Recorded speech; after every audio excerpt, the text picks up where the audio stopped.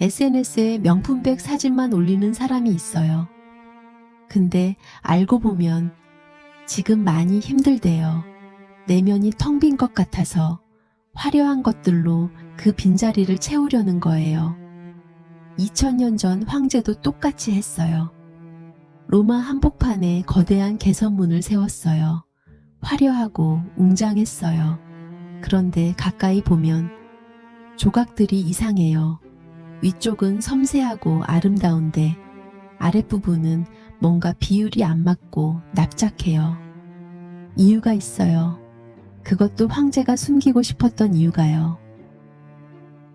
오늘은 조금 다른 이야기예요. 시즌 1에서 우리는 찬란하게 피어나는 것들을 봤어요. 돌이 웃기 시작하고 완벽해지려 하고 고통을 표현하고 빛을 가뒀던 이야기들이요.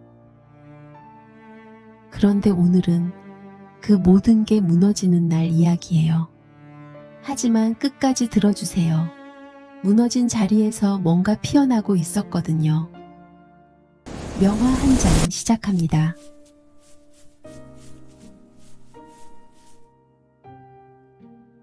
다시 만나서 반가워요.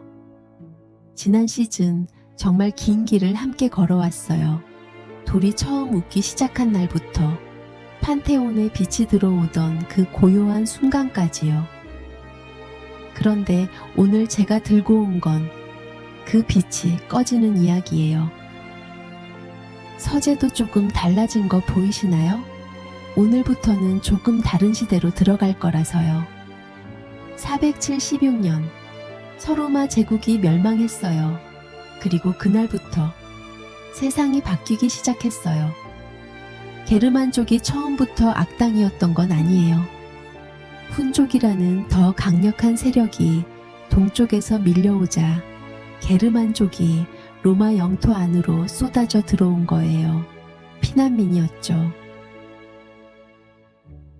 그런데 로마는 이미 내부에서부터 무너지고 있었어요.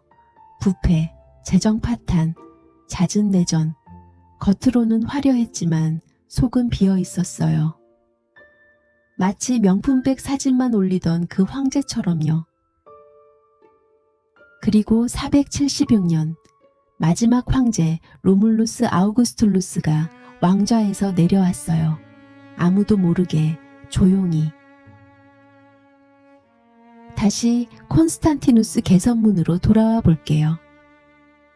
이 개선문을 자세히 보면 조각들의 스타일이 제각각이에요. 위쪽에 이 아름다운 조각들 보이시나요? 시즌 1에서 봤던 그 섬세한 로마 조각 스타일이에요.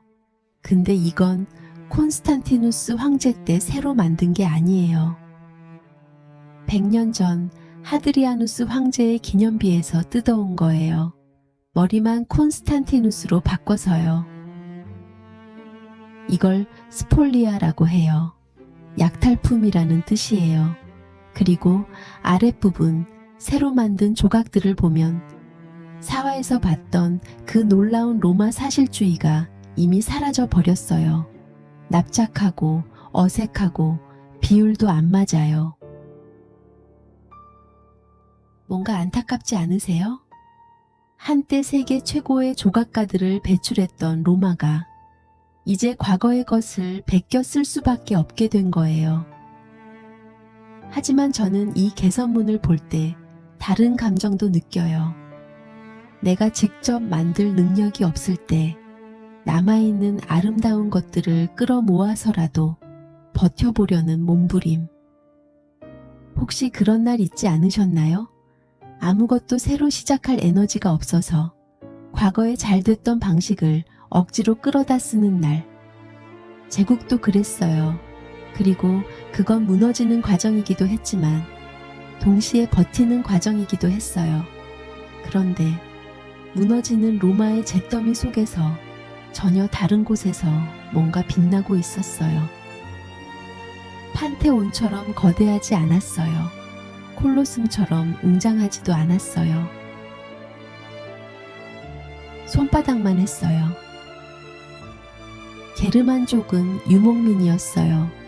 끊임없이 이동해야 했기 때문에 무거운 대리석 조각상은 짐일 뿐이었어요. 그래서 그들은 언제든 말에 싣고 몸에 차고 도망칠 수 있는 작고 화려한 것들을 만들기 시작했어요. 이 브로치를 보세요. 5세기 게르만 금 브로치예요. 지금 봐도 현대 주얼리보다 정교해요.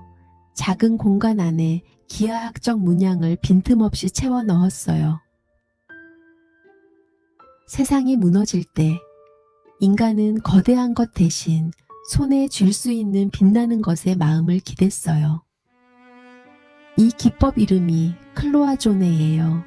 가느다란 금 와이어로 칸막이를 만들고 그 안에 빨간 간의 보석을 하나하나 끼워 넣는 방식이에요. 얼마나 정교한지 아세요? 지금 우리 기술로도 쉽지 않아요. 그런데 이 사람들은 전쟁터를 달리고 낯선 땅에서 쫓기면서 이걸 만들었어요. 왜 이렇게 작고 정교한 것에 집착했을까요? 저는 이게 불안한 시대를 사는 사람의 본능이라고 생각해요. 거대한 세상이 통제불능으로 흔들릴 때 적어도 이 작은 물건 하나만큼은 내 손으로 완벽하게 만들어 내 손에 쥐어두고 싶은 마음. 혹시 요즘 그런 물건이 있으세요? 작지만 꼭 쥐고 있고 싶은 것들. 그런데 게르만 미술에는 뭔가 없어요. 1화부터 4화까지 우리가 줄곧 봐왔던 것, 인간의 얼굴이요. 게르만 미술에 사람 얼굴이 거의 없어요. 대신 정체를 알 수 없는 동물들이 서로 꼬리를 물고 무한히 얽혀있는 복잡한 문양이 가득해요. 이게 인터레이스예요. 서로 얽히고 감기는 추상적인 매듭 장식이에요. 왜 인간이 사라졌을까요? 로마 시대엔 예술의 주인공이 인간이었어요. 인간이 가장 아름답고 강하고 신에 가까운 존재였어요. 그런데 로마가 무너지고 전쟁과 전염병이 쏟아지면서 인간은 다시 한없이 나약한 존재가 됐어요. 그 나약함을 그림으로 그리기 싫었던 거예요. 차라리 현실을 잊게 해주는 미로 같은 문양 속으로 도피하는 게 더 편했어요. 그 도피가 가장 아름답게 꼽힌 작품이 있어요. 린디스판 복음서예요. 8세기 초 영국의 한 수도원 수사가 혼자서 만든 필사본이에요. 이 카페 페이지를 보세요. 압도적이지 않나요? 금색, 붉은색, 초록색, 검정색, 수백 개의 줄기가 서로 얽히고 감기며 빈틈 하나 없이 페이지를 채웠어요. 이 문양 속에 뱀과 새들이 숨어 있는데 찾아보면 한도 끝도 없어요. 이 한 페이지를 완성하는데 얼마나 걸렸을까요? 수개월에서 1년이라는 추정도 있어요. 이름도 남기지 않은 그 수사는 세상 밖에서 무슨 일이 일어나는지도 모른 채 이 미로 같은 문양 속에 파묻혀 있었던 거예요. 그리고 그게 그 사람에게는 가장 안전한 세계였을 거예요. 오늘 우리가 본 세 가지를 다시 볼게요. 과거의 것들을 긁어모아 겨우 세운 개선문, 전쟁터에서 손에 쥐고 달려야 했던 작은 금 브로치, 세상을 등지고 이름도 없이 만든 필사본. 이것들은 로마가 완벽하게 빛나던 시절과 비교하면 분명 퇴보처럼 보여요. 하지만 저는 달리 보고 싶어요. 이 모든 게 다 무너져 내리던 시절에도 인간은 아름다운 것을 만드는 걸 멈추지 않았어요. 거대한 것 대신 작은 것으로, 조각상 대신 문양으로, 광장 대신 골방에서요. 그리고 그 작은 것들이 지금도 남아있어요. 지금 혹시 뭔가 크게 무너진 것 같은 기분이 드시는 분 계세요? 계획했던 것들이 안 되고 쌓아온 것들이 흔들리고 한때 잘 됐던 방식도 더 이상 통하지 않는 것 같은 그 느낌. 그 자리에서 뭔가 작고 빛나는 것 하나를 만들어 보는 건 어떨까요? 거창하지 않아도 돼요. 손에 쥘 수 있는 작은 것, 그 작은 것이 당신이 버티고 있다는 증거예요. 다음엔 그 어둠 속에서 황금빛이 다시 피어나는 이야기로 돌아올게요. 비잔틴의 황금 모자이크예요. 어두운 성당 벽을 황금빛으로 가득 채운 사람들의 이야기예요. 오늘 하루는 어떠셨나요? 처음에 제가 드린 이야기 기억하시나요? 명품백 사진만 올리는 사람 이야기요.